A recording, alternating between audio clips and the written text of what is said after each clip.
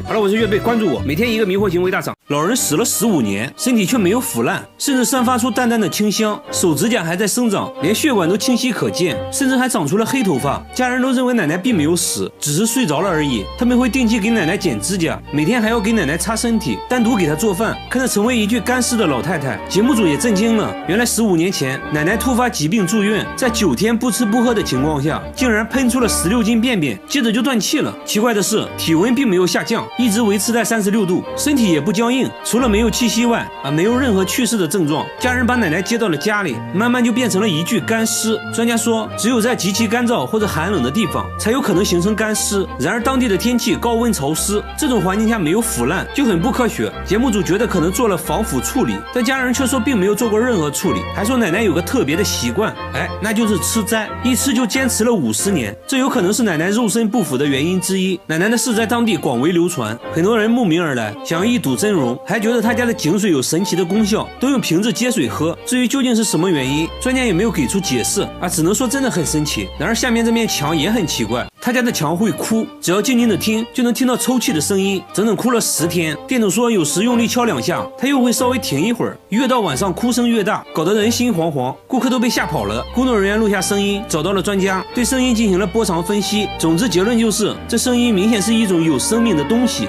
真是见了鬼了，难道墙是活的？它有心跳？大家才不信。店主请来了装修师傅，这师傅一来也不敢得罪这墙，大家鼓励了他好久才开始。现在墙上打了个洞，内窥镜往墙里一看，就看到了2只闪亮的眼睛。师傅被吓了一跳，仔细一看，原来是只小猫咪，墙上都是抓痕，看起来现在已经精疲力尽了。那它是怎么钻进去的？节目组检查了屋顶，猜测是通过屋檐下的缝隙钻进去的，在墙壁之间穿行时不慎跌落到了墙里面。店主说这只猫我见过，之前一直在我店门口转悠。店主决定明天拆墙救它，可第2天墙里一点动静没有。通过手机观察，里面空空如也，猫咪不见了。专家认为猫咪已经自己逃脱了，强大的求生欲让它克服了种种困难，最终爬了上来。几天后，小猫咪果然出现了。然而下面这家也发生了一件怪事，他家经常无缘无故的出现长头发，有长有短，最长的有2米，比他本人都高。有时出现在厕所，有时出现在卧室，拔一根自己的头发做对比，大小几乎一模一样。他觉得这就是人的头发，关键他家人都是短发，而且最近来家里的人也都是短发。一开始呢还误会了老公，以为是老公在外面带来的。这种现象呢是1周前开始出现的。老公当时在叠衣服，就发现了一根长头发，衣服是刚从烘干机里拿出来的，他赶紧查看烘干机，里面却干干净净，毛都没有。慢慢的头发出现了越来越频繁，看着吓人。房子呢是他们租的，刚住进来也没几个月，而且像这样的房子租金却很便宜。当时房主也是很着急的往外租，他们怀疑房子里发生过不好的事情，难不成真的有鬼？节目组带着毛发找到专家，专家看了半天，说从粗细大小上来看，和头发确实很像。接着又在显微镜下观察，结果专家却说这并不是头发，那这到底是啥呢？专家说这就是裤子上的线头而已。接着妻子检查了衣服，果然在一件西装上抽出了一模一样的线头，长度也完全符合。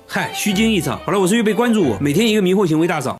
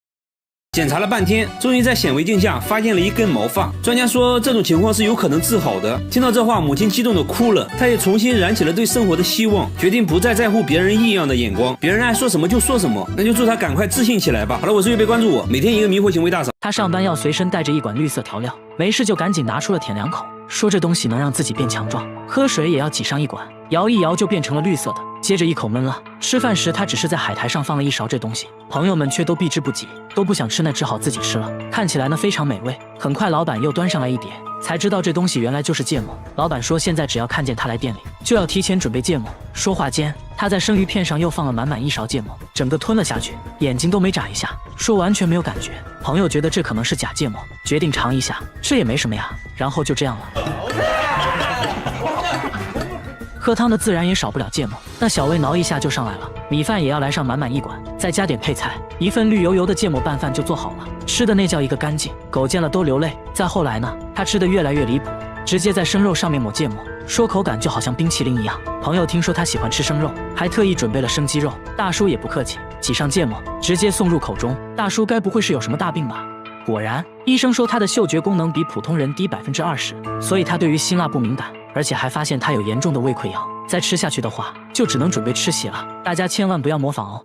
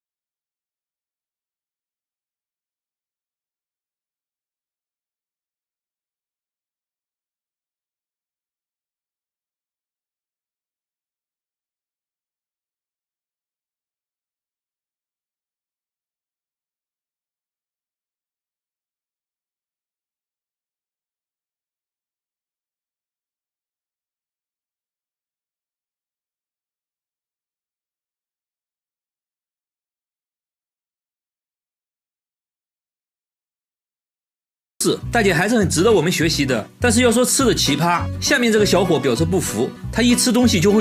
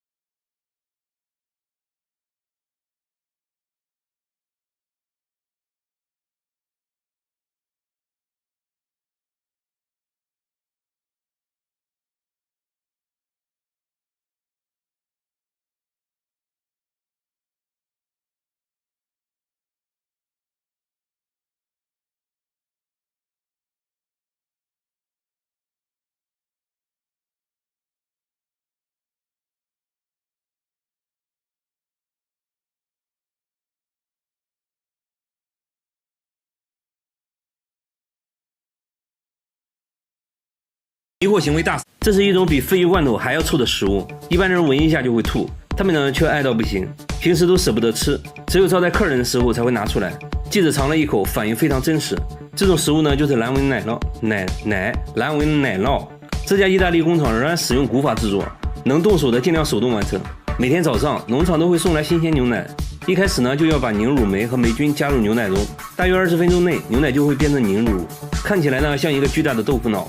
工人用特制的工具把它分割成小块，接着呢，把这些切好的小块装进圆形模具中，每个桶上都有编号，这相当于它的身份证号。接着把模具放置在温暖潮湿的环境中，每个模具每天都要来回翻转4次，来帮助凝乳沉淀。静置1夜后，奶酪成型，开始腌制。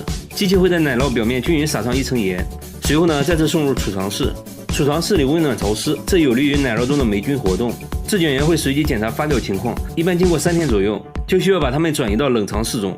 在这里，每一块奶酪都要被扎上百针，这是为了让氧气进入奶酪内部，使其长出标志性的蓝色纹理。时间是制作这道美食的关键。根据口感的不同，奶酪要在冷藏室待上2到3个月，直到表面发霉变臭。制碱员把洛阳铲插入奶酪，轻轻转动就可以把内部的奶酪带出来。通过气味和口感来判断奶酪是否发酵完成。2个月的蓝纹奶酪还比较柔软，味道呢类似3天没洗的臭袜子，一般人都比较容易接受。放置3个月的奶酪就已经变得很硬了，内部的蓝色纹理清晰可见，味道呢也臭得很正宗。记者忍不住尝了尝。成熟的蓝纹奶酪是高档餐厅必不可少的美食，吃面的时候来上一点，臭烘的得劲儿。这是一种用脚踩出来的酒，好不好喝全凭脚法。这个印度家庭作坊仍然使用古法酿酒工艺，生产过程呢一言难尽，竟然还需要蚂蚁的帮助。这种酒呢就是腰果酒，也叫芬妮酒，不是很干净，但是很香。每到腰果成熟的季节，他们每天都会去捡掉落的腰果，收集完成后需要一个个的取出种子。这种生腰果可以卖给工厂进行烘烤加工，就成了我们平时吃到的干果。剩下的果肉呢就用来制作腰果酒。第一步榨汁，这是个体力活，需要家庭中的男性完成。大叔穿上裹满泥浆的靴子，站在里面就是一顿猛踩，看似杂乱无章，其实是他的独特脚法。他的脚步又快又密，保证每一颗腰果都能充分享受到足底按摩。雨靴上的泥巴很快就被果汁洗得干干净净，就这样一搅一搅，果汁混合的泥水以及汗水流进了容器里。之前他们也尝试过用其他方式榨汁，但最终发现还是用脚踩的好喝。其实呢，现在好多了，之前都是光脚踩，据说呢会有一种独特的风味。为了尽可能的榨干果汁，他们还会把果肉堆积在一起，用绳子绑起来，然后在上面压上几块石头，就这样静止一夜，挤出最后一滴果汁。剩余的果肉残渣就会拿去喂牛。收集到的果汁要先用纱布过滤一遍，去掉大块的果肉杂质，然后呢将果汁静置发酵2-3天，直到发黄冒泡。接着呢就到了最重要的一步，蒸馏。把发酵好的果汁倒入锅中，锅上面再套上一个桶，随后呢用泥巴封口。这些泥巴也不是普通的泥巴，而是来自附近的蚂蚁窝。这些泥土呢粘度大，有很好的密封性。接下来就是加热蒸馏，这一罐大约要持续加热8个小时。蒸汽通过管道进入装满水的水箱，冷却后的蒸汽就成了酒。不过现在的酒精含量还比较低，他们会将其重新倒入锅中，然后再蒸馏7个小时。就这样，经过多次蒸馏，就得到了腰果酒。腰果酒的酒精含量大约在40%左右。他们还会通过观察酒花来判断腰果酒的品质。如果气泡很大，并且可以快速散开，就说明这次酿制的非常成功。这种酒呢，在印度十分受欢迎。他们认为只有这种用脚踩出来的酒才是最好喝的，干净又卫生啊。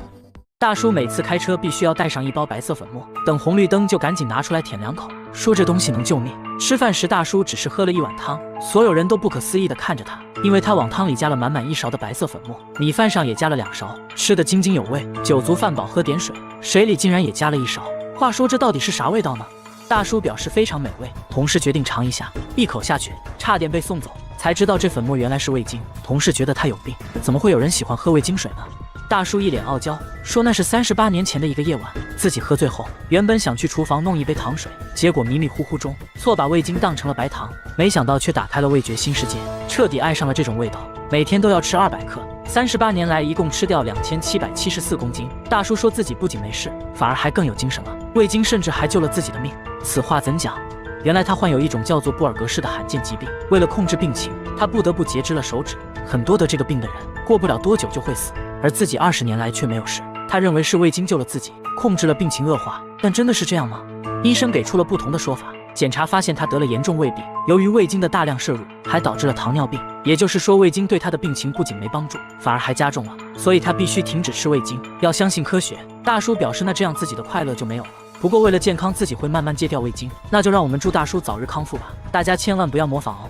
这个大爷30年吃了40万颗糖，这绝对是你见过最爱吃糖的大爷。只见他夹起一片泡菜，两面都蘸上白糖，接着塞进了嘴里。荷包蛋上也要来上满满1勺白糖，就连吃炸酱面他都要加入1包白糖，搅拌搅拌就开始享用美食了。这种神仙吃法震撼周围的人1整年。他见人第一件事就是分享糖果，这是他认为最热情的方式。他嘴里随时随地都含着糖果，一天就要吃60颗糖，口袋里也装满了糖，除了睡觉基本上都在吃糖。又到饭点了，大爷打开糖罐子，把满满1勺白糖加在米饭里，里做了个白糖拌饭，这个我觉得还是能接受的，我小时候就是这样吃米饭的。然而接下来的操作就比较奇葩了，他夹起一片泡菜，蘸上一点白糖，接着就送进了嘴里。这还没完，荷包蛋上也要来上满满一勺白糖，这个我就接受不了了。饭后大爷还得来一杯糖水消消食，然后1勺、2勺、8勺，他一共加了9勺白糖，倒上一点点水，搅拌一下，一饮而尽。就这种喝法，他每天都要喝5杯，算下来1周就要吃掉6斤白糖，还有400块糖果，这属实已经在人体承受范围之外了。这样吃糖牙齿能受得了吗？大爷轻蔑一笑，说开什么玩笑，我没有牙，我10年前就用上假牙了，反正不是自己的牙，想怎么吃就怎么吃，嘿嘿。他是从什么时候开始吃糖的？原来30年前他的身体出现了问题，不得不戒掉了烟酒，于是找到了糖果作为替代品。好消息是他的身体慢慢恢复了健康，坏消息是他得了不吃糖就难受的病。说起来也是搞笑，大爷虽然吃了大量的糖，但得糖尿病的却是他从不吃糖的妻子。大爷每天都会锻炼1小时，他认为自己的身体很好，但是他真的健康吗？节目组带他来到医院，一番检查过后，医生说虽然你暂时没有糖尿病，但是你有高血压，还是建议赶快戒掉糖，这样才能保持健康。最后大爷表示，为了健康自己会尽量少吃糖的。老爷子这种情况算比较好的了，下面这个男人就比较严重了。这个男人从出生就喝可乐，33年滴水未进。只见他打开一瓶1.5升的汽水，不到5秒钟，瓶子就见了底。吃饭的时候，他先倒上了3碗不同颜色的汽水，这几碗汽水就是他的主食，那一点点米饭只是他的配菜而已。吃一口米饭就要喝1碗汽水，他一天要喝3瓶1.5升的汽水，已经连续喝了33年，瓶子连起来都可以绕操场30多圈。随之而来的就是不断上升的体重。不仅如此，他的牙齿也被汽水腐蚀坏了，还得了关节炎，为此他不得不每天吃药，一把药物塞进嘴里。接着就奇葩了，他竟然用汽水送服，他为什么不喝水呢？他却说听到这种回答，节目组觉得很搞笑，怎么可能呢？每个人都可以喝水啊！为了解答疑惑，他决定现场演示，一口矿泉水下肚，紧接着而且他头上也渗出了汗珠，看起来好像是真的不能喝水。他说只要喝水肚子就会痛，真是奇了怪了。原来他小时候得过一场重病，做完手术后，母亲给他准备了很多食物，但他自己什么都吃不下，只能喝一点汽水。从那以后就开始喝汽水了。母亲起初对儿子很心疼，于是放任他不停地喝汽水，没想到最后却沉迷于汽水，无法自拔了。接下来按照惯例，他被带到医院做检查，首先确定的是他的牙齿都成了蛀牙，需要尽快治疗。在经过各项检查后，医生说他现在的骨骼年龄已经相当于70多岁的老人了，而且他的关节问题更严重，有些关节已经粘在了一起。医生建议他必须停止喝汽水。至于他为什么喝水就会肚子疼，心理医生认为可能是小时候的手术或者当时服用的药物引起了一些副作用，但更多的还是心理作用。几天后，节目组做了个回访，发现他家里已经看不到汽水的踪迹了。他说自己已经把汽水都扔掉了，现在每天都吃蔬菜，用新鲜果汁代替了汽水，希望可以赶快恢复健康。仔细看，他家卧室的墙上居然会不停地出血，即使擦干后还是会有红色液体不停地渗出来，而且只有靠着床的这面墙会出现这种现象。把渗出部位打开后，可以看到红色液体是从墙体内部渗出来的，内部还填充了保温材料。主人说这种情况是2周前开始出现的，那天早上起来就发现墙壁出现一个硬币大小的红色斑点，他怀疑是身上的伤口印上去的，但是他根本就没有受伤，这就很奇怪了。他也没太在意，继续上班。下班后，他发现红色斑点越来越多，用刀子把墙割开后，里面就开始渗出红色液体，这多少有点恐怖了，该不会里面有什么不干净的东西吧？随后节目组在渗漏处贴上纸巾，用摄像机全程记录，没一会儿干净的纸巾上就出现了红色液体，会不会有猫咪之类的卡在了里面？但主人说应该不会，墙里面没有任何空间，墙体厚度也就10多公分，为了保暖，他们还填充了保温泡沫。更蹊跷的是，随着红色液体的出现，他父亲的身体变得很差，自己也发生了一些怪事。为了搞清楚怎么一回事，节目组找到了专业的装修师傅，师傅也觉得很奇怪，从来没见过这种情况，于是他决定上门一探究竟。一番检查下来，师傅决定揭开墙纸，瞬间一大片红色印记出现，这到底是什么东西？师傅看着红色液体陷入沉思，经过漫长的等待后，他终于讲话了。 벽에 코팅을 해주는 본드제 역할을 해주는 습기 차거나 시간이 오래될수록 색깔이 더 빨개져요. 至于墙壁里为什么会出现水分，是因为3个月前外墙被拆除了一层，无法阻挡冷空气，导致墙壁凝结了很多水珠。至此真相大白，一切都是虚惊一场。好的。同样遭遇灵异事件的还有下面这位大叔，他每次开车来到这个路口，后备箱就会不受控制的自动打开，就好像有什么东西要上车一样。这不，大哥拉着节目组刚来到这里，后面突然就传来声音，后备箱又自动打开了。了，即便手动关闭，它还是会当着大家的面自动打开，完全不给面子。但是除了这个路口以外，车子都是正常的，后备箱也不会自动打开，而且其他经过这个路口的车也没有发生这种情况，只有大哥的车会这样。即使在白天，只要经过这里，后备箱就会无缘无故的打开。大哥怀疑这个路口之前出过事故，有一些脏东西看上了自己的车。大哥越说越害怕，于是和节目组约定白天再研究。第二天，工作人员直接钻进了后备箱，拿着摄像机想要记录一下后备箱是如何自动打开的。一切准备就位，大哥开着车就来到这个路口，录像显示后备箱在没有任何外力的作用下又自动打开了，摄像小哥也没有发现任何异常。那现在只能使用排除法了。开车来到路边的汽修店，师傅仔细检查了后备箱的机械锁，也没有发现任何问题。那会不会是这个车型的设计缺陷呢？节目组又找来了同款车型，开车来到这个路口，一切正常，后备箱没有任何反应。没办法，最后节目组找到了 4S 店，师傅对车辆检查后发现，车辆之前安装了后备箱遥控锁，问题可能就出在遥控锁上。师傅说，如果路口附近的设备频率和你遥控钥匙频率一样的话，等你开车经过，就会出现后备箱被打开的情况。现在要做的就是找到附近具有相同频率的设备，随后发现相同频率的信号就是从路口的商店传出来的，而这个设备正是商店的感应门铃。节目组拿着设备想要测试一下，结果却并不能打开后备箱。原来只有相同的频率也不行，还需要频率的密码和车辆遥控器密码一样才可以。也就是说，这个路口肯定存在一个频率和密码都和车辆遥控器一样的设备，所以每次经过这里，后备箱就会自动被打开。至此真相大白，大哥决定更换遥控器密码，以后就可以安心的经过路口了。好了，我是月贝，关注我，每天一个迷惑行为大赏。他拿着一片白菜叶，对着洗洁精连按了3次，然后把挤出来的洗洁精小心翼翼地包在白菜叶里，直接塞进了嘴里。节目组的人都看呆了，但这只是他的开胃菜而已。随后他又挤出来1勺洗洁精，他又要干什么？只见他把1勺洗洁精都加入鱼汤里，搅拌搅拌，那小味滋一下就上来了，直接开灶。这个吃完真的能吐泡泡啊！节目组想尝试一下，然后就一杯可打进杯拉满死。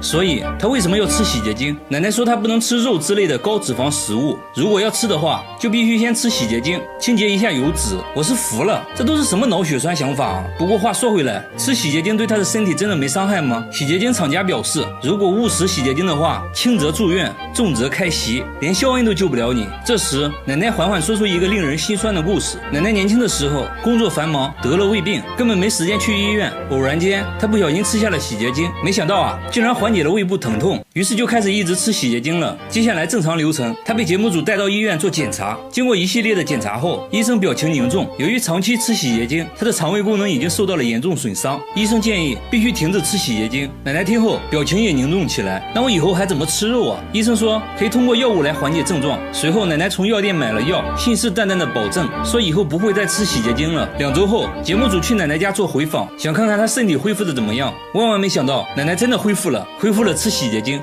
没办法，节目组又给奶奶进行了一番科普，让她用药代替洗洁精。1个月后，节目组再次回访，这次奶奶露出了笑容，说她现在已经习惯吃药了，不再吃洗洁精了。为了庆祝奶奶戒掉洗洁精，节目组准备了一份炸鸡，现在她可以放心的吃肉了。话说，这位奶奶年龄小，不懂事，乱吃也就算了，但是下面这位81岁的奶奶就过分了。81岁的奶奶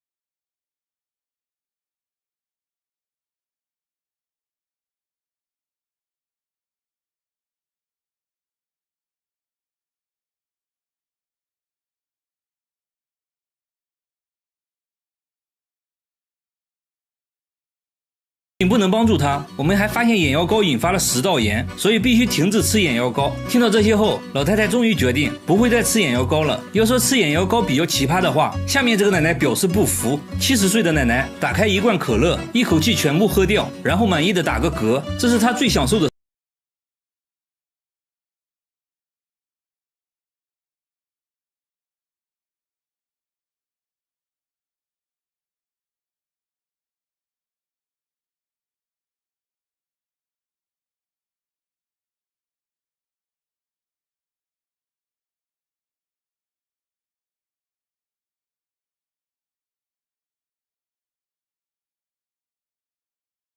满意的打上一个嗝，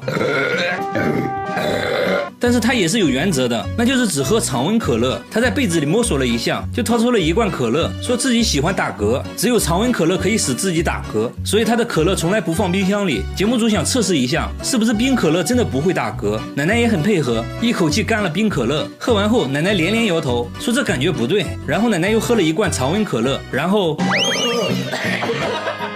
那么她是从什么时候开始喝可乐的？原来40年前，丈夫和2个孩子意外去世，这对她打击很大。在那段痛苦的日子里，是可乐给她的生活带来了一丝安慰。喝了40年的可乐，那么她身体状况还好吗？她被节目组带到医院进行全面检查，医生发现她患有严重的胃溃疡，很多溃疡面都是反复发作。听到诊断结果后，奶奶不禁担忧起来。医生说不用过分担心，只要积极接受治疗，戒掉可乐就会慢慢康复的。最后，她和节目组拉钩保证，以后会慢慢戒掉可乐的。那就祝他早日康复吧。好了，我是月贝，关注我，每天一个迷惑行为大赏。